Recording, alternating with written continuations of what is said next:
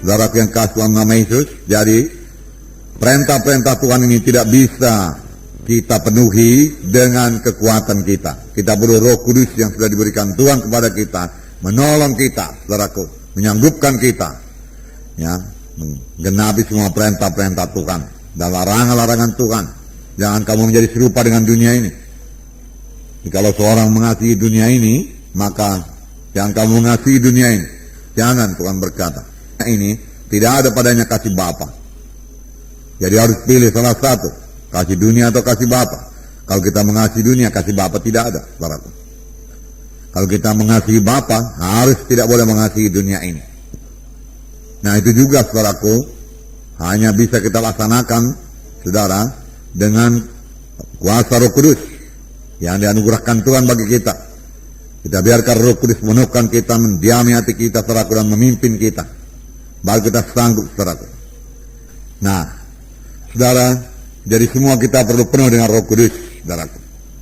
Memang dari mulanya Tuhan sangat menekankan, saudaraku, mengenai Roh Kudus ini, saudaraku. Mengenai Roh Kudus. Selama dia di dunia ini, dia banyak, saudaraku, bicara mengenai Roh Kudus. Supaya murid-murid menerima Roh Kudus. Menerima Roh Kudus.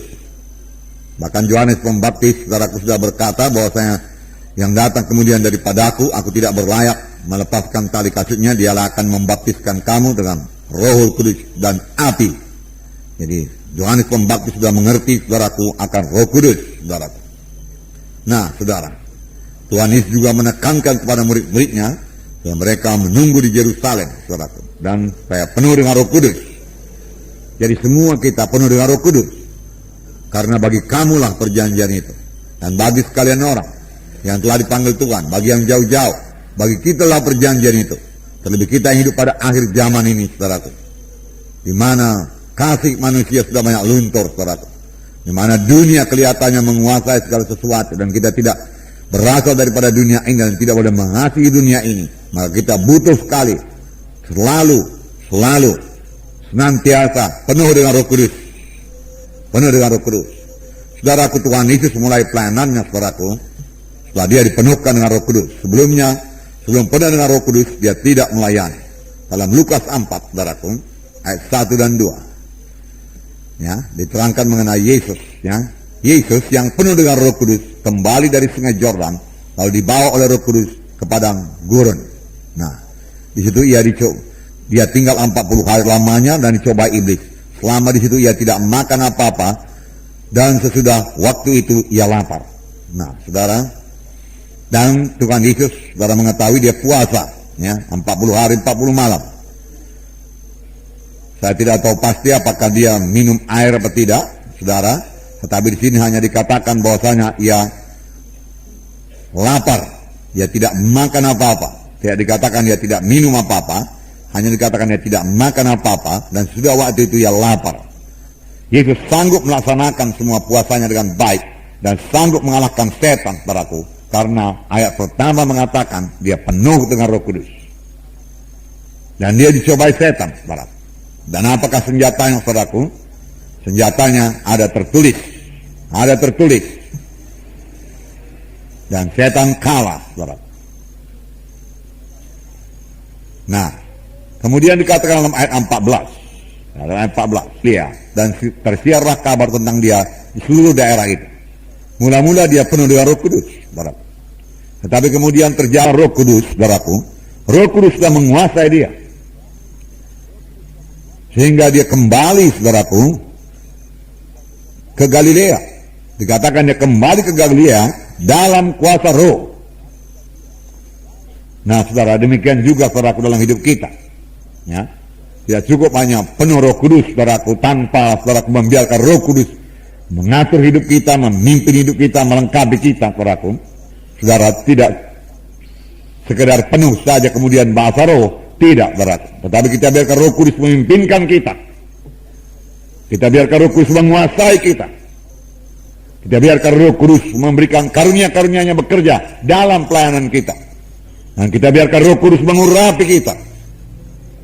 Hingga mengadakan perbedaan. Waktu Tuhan Yesus mengajar, saudaraku, ahli-ahli Taurat berkata, wah, lain sekali pengajarannya. lain daripada ahli-ahli Taurat yang lain. Mengapa dia bisa mengajar demikian? Kuncinya yaitu Roh Kudus. Roh Kudus. So, dalam Lukas 4 ini juga, ayat 18, dikatakan, Roh Tuhan ada padaku. Oleh sebab ia telah mengurapi aku untuk menyampaikan kabar baik kepada orang-orang miskin. Dan ia telah mengutus aku untuk memberitakan pembebasan kepada orang-orang tawanan dan penglihatan bagi orang-orang buta, untuk membebaskan orang-orang yang tertindas, dan untuk memberitakan tahun rahmat Tuhan telah datang. Ayat 20, kemudian ia menutup kitab itu, memberikannya kembali kepada pejabat, lalu duduk. Dan mata semua orang dalam rumah ibadat itu tertuju kepadanya. Lalu ia mulai mengajar mereka, katanya, pada hari ini genaplah nas ini sewaktu kamu mendengarnya. Yaitu kan Yesus mengatakan, Roh Tuhan ada padaku, dan ia mengurapi aku. Jadi Yesus mengakui bahwasanya Roh Kudus mengurapi dia. Mengurapi. Kalau Yesus perlu diurapi, kita lebih perlu diurapi. Amin, saudara. Diurapi untuk apa? Ini dikatakan menyampaikan kabar baik kepada orang-orang miskin. Kelihatannya, saudaraku, kita sudah mengerti mengenai ayat-ayat keselamatan. Kita tahu memberitakan Injil. Bagaimana Yesus mati di kayu salib, darahnya tercurah. Kemudian dia berkata sudah genap. Dia mati, kemudian bangkit daripada kematian. Ya. Dan firman Tuhan berkata, kamu ditebus bukan dengan emas dan perak, tapi kamu ditebus dengan darah yang mahal, darah domba yang tidak bercacat celah, yaitu darah Kristus. Haleluya, itulah Injil.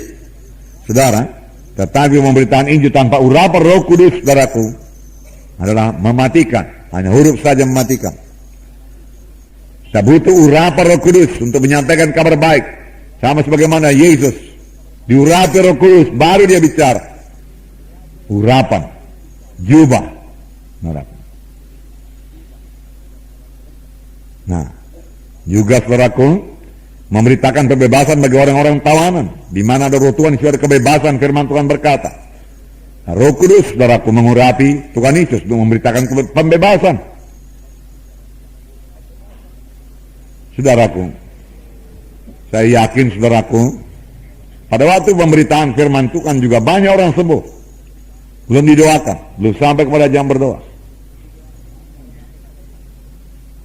Banyak orang terikat bebas pada waktu pemberitaan firman Tuhan. Saudara, jangankan waktu pemberitaan firman Tuhan, saudara. Pada waktu, saudaraku, pujian penyembahan. Pujian. Saudara, kita memuji Tuhan. Kitalah umat pemuji. Amin, saudaraku. Memuji Tuhan. Mengapa kita puji Tuhan? Karena apa yang telah diperbuatnya bagi kita. Karena perbuatan tangan yang besar. Kita puji Tuhan. Firman Tuhan dalam buku Mazmur berkata, ya, bersorak-soraklah untuk Tuhan. Pujilah dia. Ya, bersukacitalah di hadiratnya. Haleluya. Firman Tuhan mengatakan demikian. Kemudian kita perlu juga menyembah Tuhan dalam roh dan dalam kebenaran. Kalau kita menyembah Tuhan, saudaraku, kita menyembah karena besarnya Tuhan itu, berkuasanya Tuhan itu. Kita menyembah Tuhan karena siapa dia adanya. Kita memuji Tuhan karena perbuatan tangannya. Kita menyembah Tuhan karena Tuhan itu besar, karena siapa dia? Dia Tuhan ajaib, ya, besar dan perkasa Allah kita. Raja Daud berkata, laut-laut, dia katakan bergemuruh, ya, memuliakan Tuhan. Puji Tuhan. Nah, waktu pujian dan penyembahan, mereka yang betul-betul diurapi Tuhan, saya yakin banyak orang sembuh, banyak orang bebas. Amin, saudara. Nah, oleh sebab itu perlu sekali saudara diurapi Tuhan. Dalam pelayanan saudara di kelompok saya, saudara, tentunya mau jiwa-jiwa datang dan diselamatkan, saudaraku. Datang dan dilepaskan. Saudara mau jiwa-jiwa itu berubah, saudaraku. Ya, bersandarlah kepada kuasa Roh Kudus yang mengurapi saudara. Urapan sebenarnya artinya yaitu kehadiran Roh Kudus. Kehadiran Roh Kudus untuk mengurapi saudara, kehadiran Roh Kudus untuk menjamah hati jiwa-jiwa yang hadir. Sehingga mereka mengerti firman Tuhan. Sehingga mereka menerima firman Tuhan. Nah, mereka menerima kuasa Tuhan. Haleluya, saudara. Puji Tuhan.